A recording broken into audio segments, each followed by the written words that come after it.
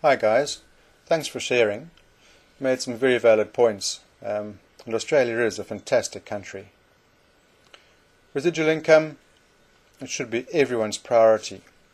I believe it'll be the only thing that will really look after you in your old age. Property, I believe property is a liability, unless it's earning you an income, and that you own it outright. Sadly, most properties are backed by debt, in that you have a mortgage against them. The Latin translation of mortgage, believe it or not, is death grip. It's something that is reality in this day and age, but I wonder what our children are ever going to do about buying houses. Debt is how the banks post such massive profits every year. They lend money that isn't theirs to people like us and earn interest on it.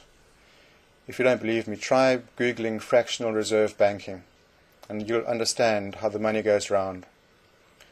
Personally, I'm banking on history.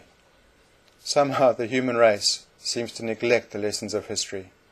It's like life's lessons. You keep getting them until you learn. There isn't a nation that has survived taking gold and silver as a standard out of their money.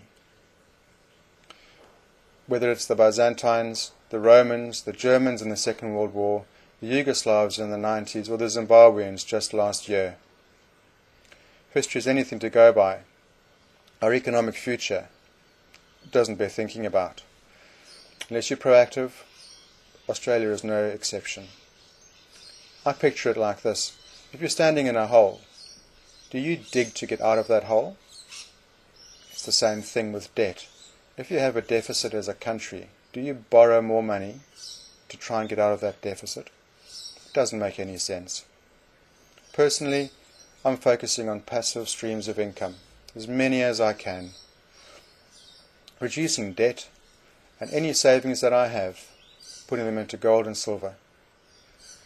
History has shown in the last 5,000 years that whenever there's been economic crisis or a crunch, whatever you want to call it, people with gold and silver have always managed to get by.